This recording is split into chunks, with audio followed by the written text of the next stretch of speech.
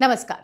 हम आगे बढ़े उससे पहले एक जरूरी बात। क्या आपके साथ भी ऐसा होता है कि आप जब सुबह उठते हैं तो न्यूज़पेपर या फिर न्यूज़ चैनलों के जरिए आपको ये मालूम पड़ता है कि कभी मंदिर, कभी मकान, कभी जमीन, कभी पूरे गांव तो कभी सरकारी संपत्ति पर दावा ठोक कर उसे वक्फ बोर्ड अपनी प्रॉपर्टी बता देता है। सबसे महत्वपूर्ण बात यह है कि ये सब सिर्फ वक्फ बोर्ड की प्रॉपर्टी बताने पर ही नहीं रुकता, बल्कि उसके बाद वही होता है जो उत्तर प्रदेश के संभल में हुआ, जो एटा में हुआ, जो हिमाचल प्रदेश के संजौली में हुआ था, या जो कर्नाटक के हावेरी में हुआ था। हिंसा, पत्थरबाजी, पुलिस पर हमले, सरकारी संपत्ति की बर्बादी। पर क्या बार बार होते हुए देखने के बाद इसे संयोग कहा जा सकता है? शायद नहीं, क्योंकि पिछले कुछ समय में जिस तरह की घटनाएं हुई हैं उन्हें देखते हुए इसे प्रयोग ही कहा जाना चाहिए। ये नया पैटर्न बनता जा रहा है कि वक्फ के दावे के बाद जब टीम सर्वे के लिए पहुंचे तो उस पर हमले हो, पुलिस की टीम पर पत्थरबाजी हो और उसके बाद पत्थर चलाने वाला ही विक्टिम बनकर विक्टिम कार्ड भी खेले। उत्तर प्रदेश से लेकर कर्नाटक तक, केरल से लेकर हिमाचल तक अब यही पैटर्न दिखाई दे रहा है, जिसके द्वारा हिंसा और दंगे शुरू हो रहे हैं। आप संभल का ही उदाहरण ले लीजिए। जिस मस्जिद में नमाज के लिए 100 से 200 लोग पहुंचते थे, वहां मुकदमे और सर्वे के बाद जुम्मे के दिन 4000 से अधिक लोग पहुंचे थे। आखिर इस जुम्मे में ऐसा क्या था जो 10 गुना अधिक लोग वहां इकट्ठा हो गए? हिंसक भीड़ में करीब 2000 दंगाई शामिल बताए जा रहे हैं। संभल के वायरल वीडियो में साफ देखा जा सकता है कि भीड़ किसी भी हालत में मस्जिद में सर्वे कर रही टीम तक पहुंचना चाहती थी। यहाँ बड़ा सवाल यह है कि हजारों की भीड़ को एक ही दिशा और टारगेट की तरफ पीछे से कौन बढ़ा रहा था? भीड़ लगभग एक ही तरह का नारा लगा रही थी, उनके पहनावे भी एक जैसे थे, इन सभी के हमले का तरीका भी एक जैसा ही था। छतों और गलियों में छिपकर पत्थरबाजी भी एकदम प्रशिक्षित तरीके से हो रही थी, मानो कोई इसे कंट्रोल कर रहा था।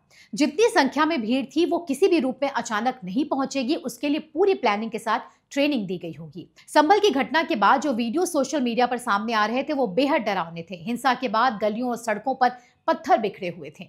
ऐसे में सवाल ये कि ये पत्थर कब और कैसे जमा किए गए थे, इन्हें लाया कहां से गया? संभल के बाद यही पैटर्न एटा में दिखा, जहां वक्फ बोर्ड की जमीन बताकर बवाल खड़ा किया गया। 10 से ज्यादा मोटरसाइकिल और अन्य गाड़ियों में तोड़फोड़ और पथराव किया गया। कुछ महीनों पहले हिमाचल प्रदेश के संजौली में जो बवाल हुआ था उसमें भी यही प्रयोग दिखा था।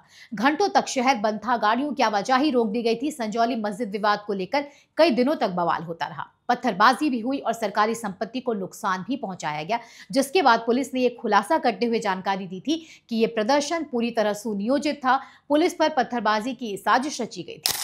इधर कर्नाटक के हावेरी में सब कुछ इसी तरीके का था, जहां वक्फ के दावे के बाद हिंसा की आग में झोंकने की कोशिश हुई थी। यहां वक्फ विवाद ने हिंसक रूप ले लिया था। रिपोर्ट के मुताबिक हावेरी जिले में भीड़ द्वारा मुस्लिम नेताओं के घरों पर पथराव हुआ था। इन सबके बाद सवाल यही है कि जब सब कुछ एक नियम और कोर्ट की देखरेख में हो रहा है तो फिर उसका विरोध इस तरह क्यों? क्या अपनी बात रखने के लिए हाथों में पत्थर उठाना और पुलिस पर हमला ही एक तरीका है?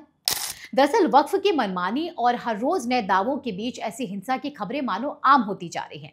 अब देखिए ना, मनमानी पर उतर आए उत्तर प्रदेश वक्फ बोर्ड ने वाराणसी में स्थित प्रसिद्ध उदय प्रताप कॉलेज की संपत्ति पर अपना दावा ठोका है। लखनऊ स्थित यूपी सुन्नी सेंट्रल वक्फ बोर्ड ने यूपी कॉलेज की जमीन को वक्फ की संपत्ति होने का दावा किया है। इसकी जानकारी सामने आने के बाद कॉलेज के शिक्षकों और छात्रों में बेहद गुस्सा है। वहीं मीडिया रिपोर्ट के मुताबिक ये भी खबर सामने आ रही है कि उदय प्रताप कॉलेज परिसर में मस्जिद और मजार का निर्माण समाजवादी पार्टी की पिछली सरकार की शय पर किया गया था। कॉलेज प्रशासन का ये कहना है कि निर्माण पूरी तरह अवैध है। कहा जाता है कि परिसर में स्थित मस्जिद में लोग नमाज पढ़ने के लिए भी आते हैं, वहीं मजार के पास एक व्यक्ति हमेशा रहता है। उसका दावा है कि मस्जिद तो कॉलेज से भी पुरानी है। आखिर में इन सब के बीच मेरा यही सवाल है कि वक्फ बोर्ड की मनमानी और दावों के बीच किस तरह की साजिश की जा रही है?